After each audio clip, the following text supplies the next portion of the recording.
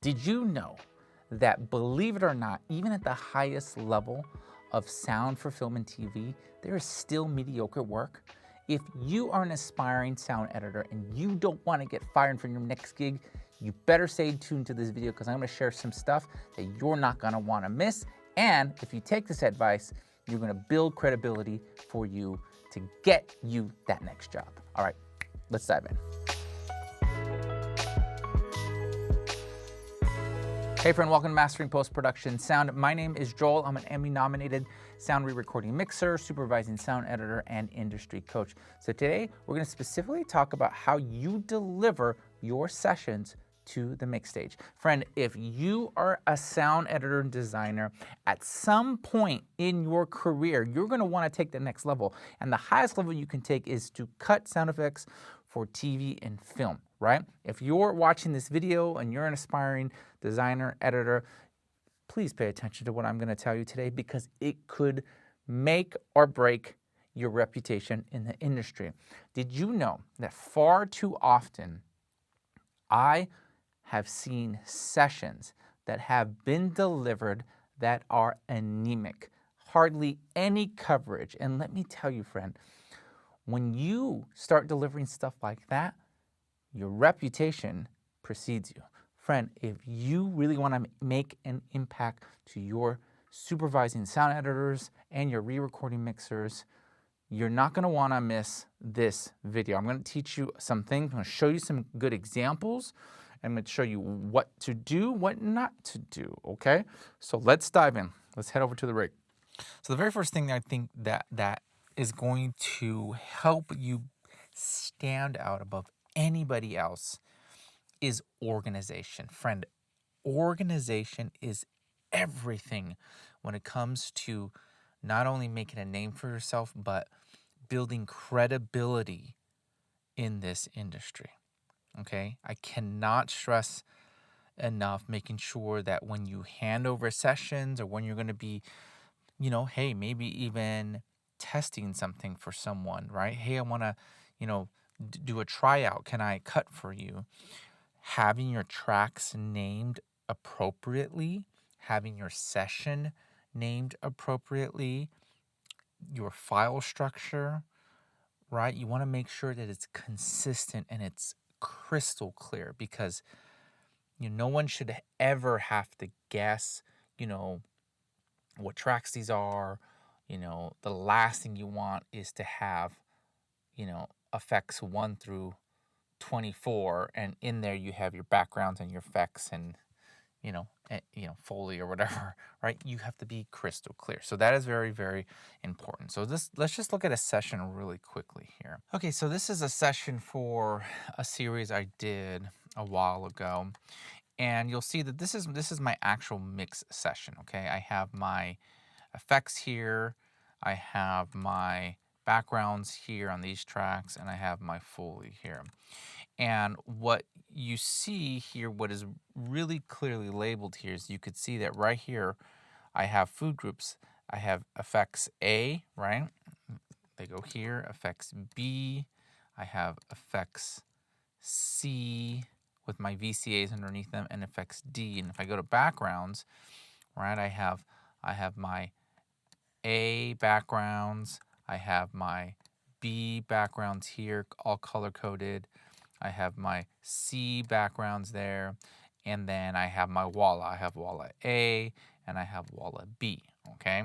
So when you're cutting, you want to make sure that number one is make sure that you connect with your re-recording mixer and ask them how they want their tracks laid out. Do they have a template? That is so important. If you want to build credibility and you are working to make a name for yourself as an editor, my suggestion is to always, always, always connect with the re-recording mixer, especially if you are delivering to somebody. If you're doing it yourself, my suggestion would be to come up with a template that works well for you and be very consistent with that when you deliver to yourself, okay? Now, it does not have to look like mine, right? And if you're interested in my template or a version of my template, I'll leave a link below in the description. You can go grab it yourself and just study it, right? And then maybe adapt it to your liking. But it is so important to cut that way. So when you do, I want to show you. So this is the session, right? There was a lot of mixing here. I'll show you the automation. Let's go like this. Oops. All the automation is there. You'll see, and all over the place, right? With my tracks and backgrounds. So much work has gone into this episode, but this is not the way that it was delivered. Now, my editor for this particular project knows my template very well. And what they do is they make sure that their tracks, when they deliver, match my tracks or some version of it, right? Effects, here, let's go over here. Effects A, right? 1 through 8 mono, 1 through 8 stereo. FX B and the food group, monos, 8 mono, right? And 8 stereo. And C, and this goes all the way down the list, all the way through backgrounds and Foley. Or, Foley's a little different. Foley is pretty standard here. And it is 8 footstep tracks. And I think this is 8 props. Yeah, 8 props there and 1 cloth movement track. But if you're cutting, make sure you're consistent and clear with what you are providing for your re-recording mixer, okay? Now, nothing says amateur hour, like I said, when you just have tracks that are literally just saying, like, if I go like this, let's just put 12 mono tracks, right? If you go like this and you are putting effects 1, there we go. Let's see how fast I can do this. Oops. 2, 3, 4, 5, 6, 7, 8, 9, 10, 11, 12. Okay.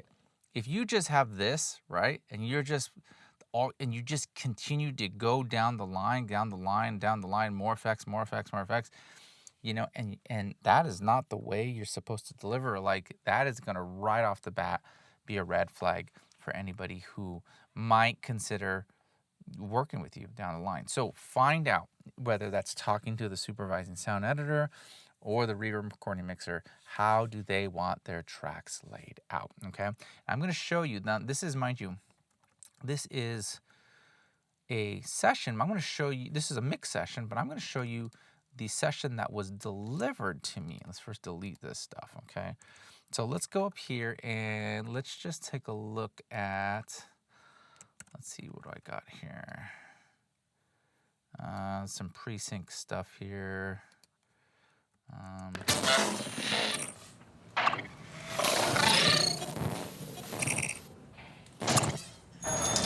Okay, so here's some stuff outside. We go from a police station to outside.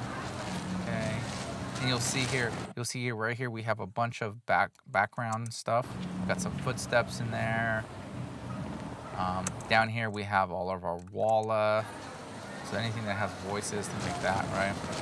And so these tracks are delivered appropriately. Now, one other thing I do want to point out, especially in backgrounds, is to make sure your backgrounds have fades on them. Because I can tell you right now, one thing that says definite amateur is not having any fades. So it'd be like if you go, here and it just, let's just take these off, 1, 2, 3, right? They just go like that, right? We don't like that. We don't want to fall off a cliff there. We want to ease right off of that, right? But this session obviously has a bunch of stuff in there, right? So let me show you what the session looks like that was handed over to me. I want to close this real quickly.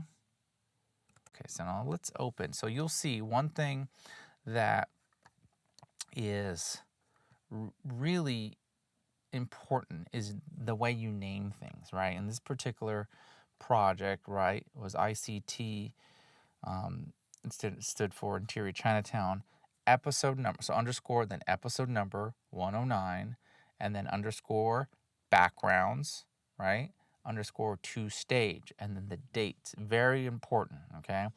And then here, as well. This is the effects session. So if I go just to the background session, I'm going to open that up right now. Hopefully we're not missing any files. It's been a long time since I opened this up here. But let's go here. Okay, so you'll see, let's get this out of the way. Okay, so you'll see this is all my editor's stuff. We'll just delete that for a second here. But you'll see that in this particular template, this is just backgrounds. That's all it is. Do you see how clean that is? Do you see that? Isn't that pretty awesome, right? That's not bad. And so you'll see here that he did a little automation for me right there, a little pre-automation. But everything's very clean.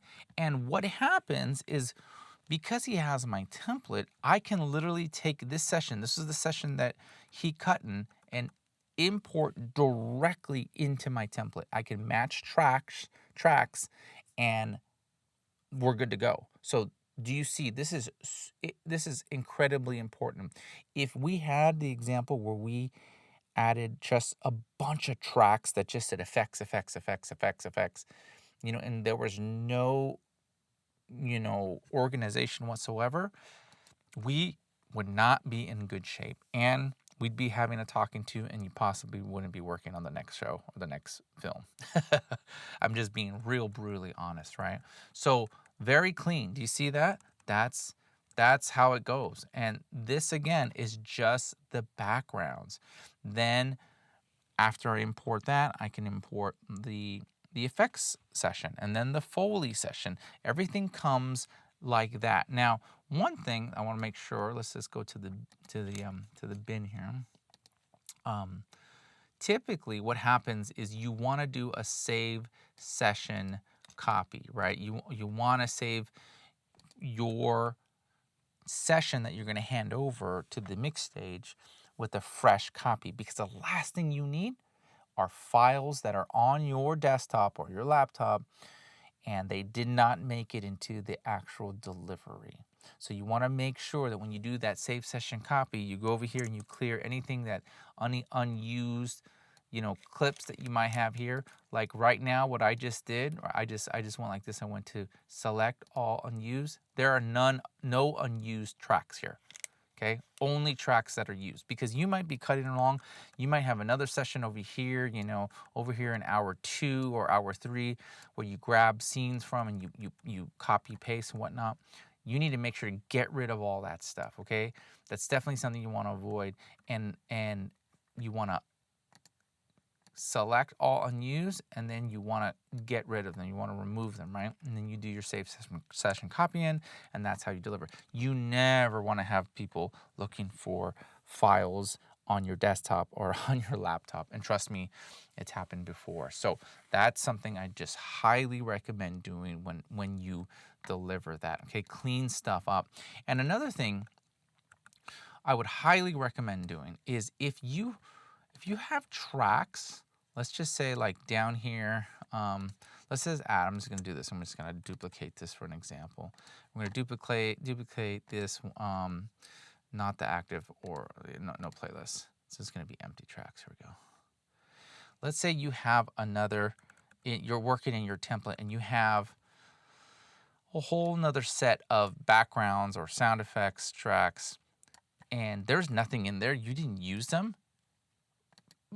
Do yourself a favor, and your re-recording mixer and anybody who you're delivering to, delete that. Get rid of it.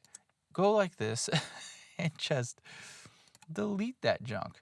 You want to have only the tracks that you were using in the session that you have, okay? And this, because in this particular session, he cut in my particular template, right?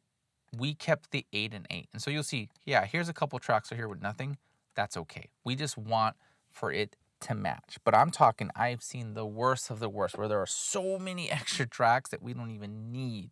So by all means, definitely want to clean things up, okay? So that's probably the second most important thing as you continue to journey and make a name for yourself as a sound editor designer, is making sure that those sessions are clean, because that Nothing frustrates a mixer more than receiving a session that is completely bloated with these unused or, you know, regions that don't need to be there. Like, clean stuff up, you know. And here's another thing. Sometimes, like right here, you see what my editor did here in this particular right here in these WALLA tracks right there. What he did was he gave me a file that could be used, and he muted it for me as an option. And I know that between he and I, he will mute stuff that is a possibility. If I need something extra, it's there just in case, just like you see right here.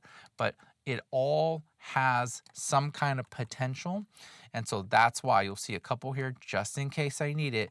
But he decided, he made the choice, I'm not gonna deliver, or I'm not gonna play that, but I'm gonna leave it there as an option. But again, cleaning things up is so important, making sure you're not delivering any extra tracks. And I mean, really, a clean session is a happy session. Like, I know it's cliche, but you definitely want to do that. Now, the last thing I think I want to share with you for today is the idea of clarity of intent. Talk about the things that you meant. Like, if you have some notes for them, right? You can always give your mixer a note, and by saying something like, you can either put markers, like you saw in the beginning, I deleted marker. You could say something like,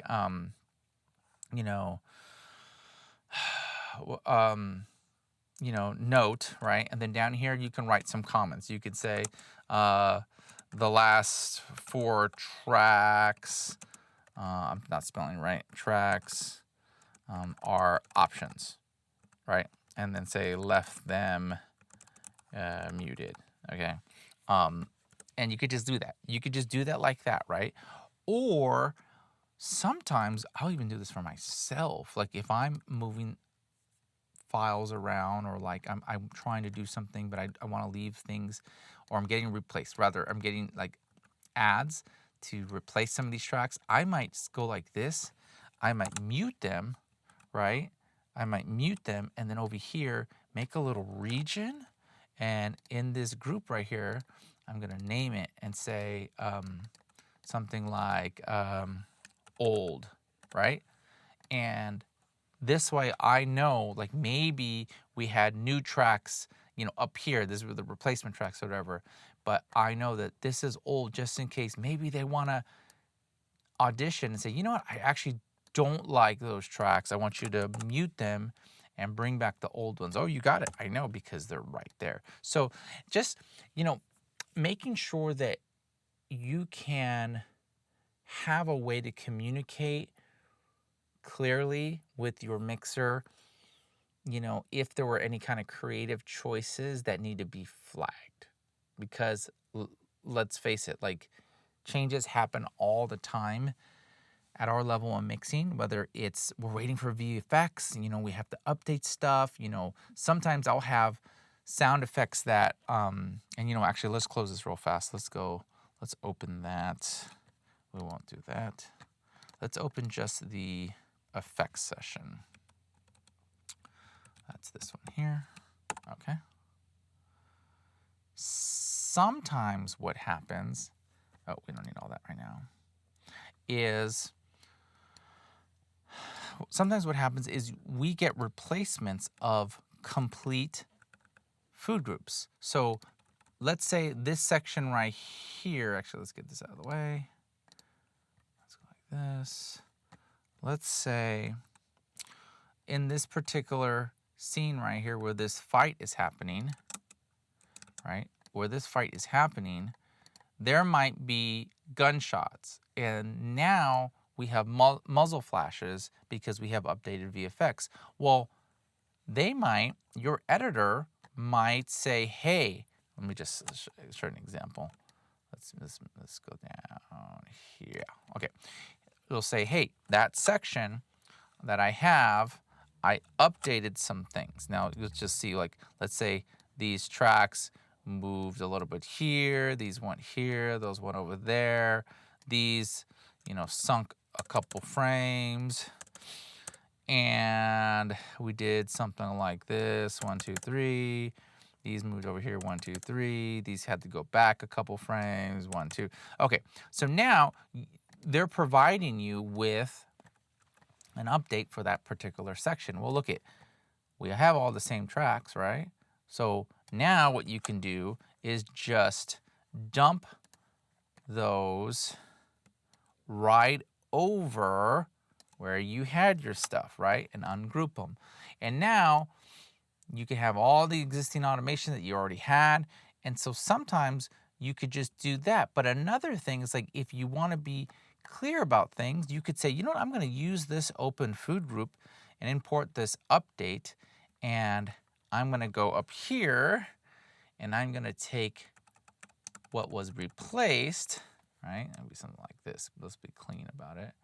I'm going to group it and I'm going to mute it. And then I'm going to make a little group and tell myself, leave a note and say old VFX, right?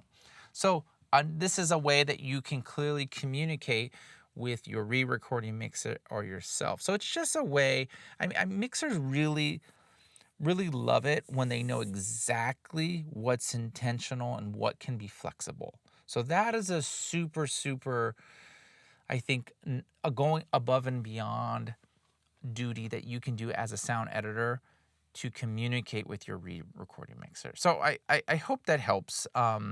You know, I think if I could add just like maybe one last thing to wrap it up here is versions. So when we talked about naming, right? We talked about this particular thing. Make sure that your naming is lining up. Now, oftentimes what you'll do is you'll cut to a particular version of your picture. So make sure those line up. Like for some people, you always put the date of the picture that was turned over. That's the picture we were cutting to. And then if it changed another time, you had to conform, and you make sure that you also do that. So you know, that's just kind of little added things I'm thinking, you know, just versions, ways that you can stand out to make sure that not only are you communicating with them, right? Well, firstly, right, that everything's organized. Your sessions are always organized, right? You make it a point to follow up with your mixer to make sure you're laying things out the way they want to, right? Everything's very crystal clear, you know. And then secondly, that I can't emphasize enough, sessions that are clean, right? Cleaned up sessions, making sure you don't have any straggling files, you're not giving extra tracks you don't need, you don't have, you know, you do a save session copy so that you don't have any files that are locked away on your sound effects drive at your home rig, right? And then we talked about clarity of intent, right? Making sure you leave clear notes, or even, you know, simple little notes like this, you know, hey, try this, or alternate, you know, to communicate. But, you know, communication I think is the biggest thing, right? So one thing that I will give kudos to our sound effects editor, Andrew Ng, who's awesome, on our show NCIS Origins, is Andrew always communicates before he hits send, like to upload his session. He makes sure that everything is there, and then, you know, the files, the session, everything. And then he makes sure to text all of us. Text me, the sound supervisor, the mix tech. Hey, I'm uploading the session right now. It should be up there. Communication is absolute key, especially if you're trying to break in and make a name for yourself as a sound editor and sound designer. All right, friend. So there you have it. These are a couple of the pet peeves that I have as a re-recording mixer, especially when I'm mixing sound effects, okay? Do yourself a favor and help out the sound crew. Make sure you are putting your fades there. Make sure you have enough channels of audio or rather tracks of audio that you're covered in your monos and your stereos, okay? Because God forbid you just cut one stereo track. We don't want to do that. It's going to really, really not bode well for your future career. So I hope some of these tips help. I hope it helped to see what a professional template looks like, what a professional session looks like, so that you know, oh, there's a standard and that's what I want to aim for. Excellence. Okay, friend, I really appreciate you being here, and you might be somebody who wants to take your career to the next level, whether you're just breaking in or you've been navigating for some time and really just can't get any traction. Friend, I want to invite you to work one-on-one with me. We're going to go deep with personalized one-on-one coaching. If you're ready to transform the way you approach navigating and building a career and stop treating it as this overnight success and really understanding what goes into the long term of building a long-lasting career in post-production sound, I want to invite you, friend, to apply to work one-on-one with me. All the information you need to know can be found at masteringpostproductionsound.com/coaching, okay? Friend, I will catch you in the video over here on the side or in next week's episode.